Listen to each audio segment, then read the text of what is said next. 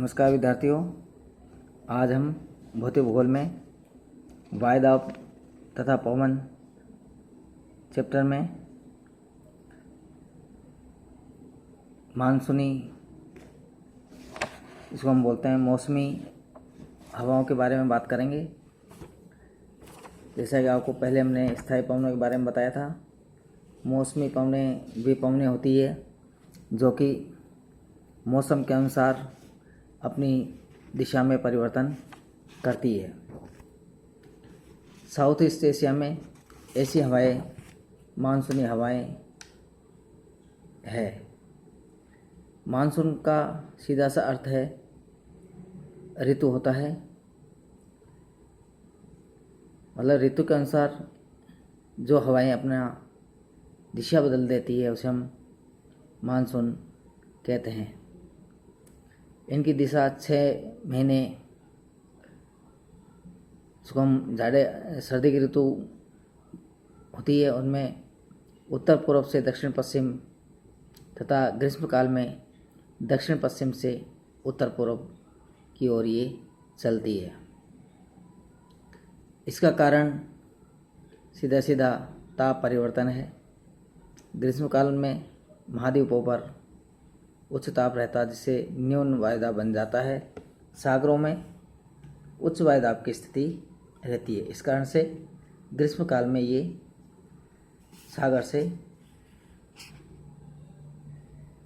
स्थल की ओर चलती है, जबकि सर्दी की ऋतु में इसके विपरीत होता है, जो कि यहाँ पर उच्च वायुदाब बन जाता है, सागरों में निम्न वायुदाब बन जाता है और ये हवाएं स्थल से सागर की ओर चलती रहती है। तो ये ऐसी हवाओं को हम मानसूनी हवाएं कहते हैं। इसी का एक छोटा रूप और होता है, जिसको हम स्थलीय समीर और जलीय समीर कहते हैं। ये मानसूनी हवा का एक छोटा रूप है, जो कि 24 घंटे में 2 बार दिशा में परिवर्तन करता है। ये दिन में सागर से स्थल की ओर और रात्रि में स्थल से सागर की ओर चलती है।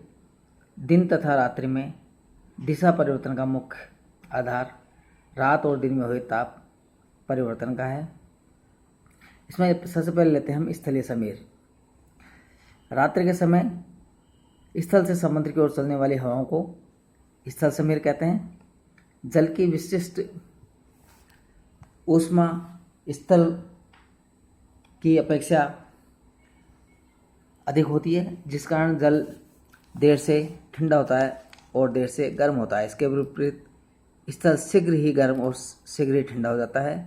रात्रि के समय स्थल से जल की अपेक्षा तीव्र गति से पार्थिव विकिरण होता है, जिससे ऊष्मा का अधिक ह्रास हो जाता है एवं स्थल भाग जल भाग की अपेक्षा शीघ्र ठंडा हो जाता है, जिस कारण स्थल भाग पर जलीय भाग की तुलना में उच्च वायुदाब का निर्माण हो जाता है एवं हवाएं स्थलीय भाग से जलीय भाग की ओर चलने लगती है और स्थलीय समीर क्षीण व शुष्क होती है।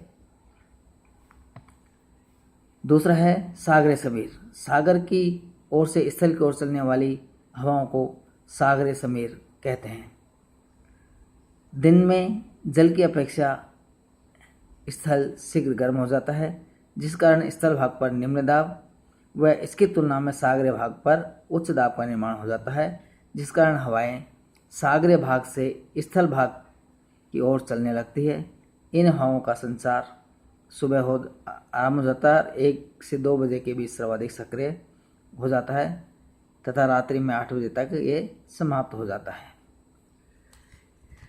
इसी तरह पर्वत एवं घाटी समीर होता है। ये भी सागरीय एवं स्थलीय हवाओं की भांति सामयिक व लघु क्षेत्रीय पवनें होती है। इन्हें दैनिक समीर भी कहा जाता है, क्योंकि 24 घंटे के अंदर इनकी दिशा में 2 बार पूर्ण परिवर्तन होता है। दिन के समय सूर्य किरणें घाटी के समीप पर्वतीय भाग गर्म हो जाता है, जिससे यहाँ निम्न वायुदाब का केंद्र बन जाता है, जिसकी तुलना में सक्रिय घाटी में सूर्य किरण कम मात्रा में पहुँचने से ऊपरी भाग की तुलना में यहाँ पर तापक्रम कम पाया जाता है, जिस कारण यहाँ उच्च वायुदाब बन जाता है। ये हवाएं उच्च वायुदाब से हवाएं उच्च वायुदाब से निम्न वायुदाब की ओर चलने लगती है। ये हवाएं पर्वतों की चोटियों तक पहुंच जाती है। इन ऊपर चलने वाले हवाओं को एनाबेटिक हवाएं अथवा घाटी समीर कहते हैं।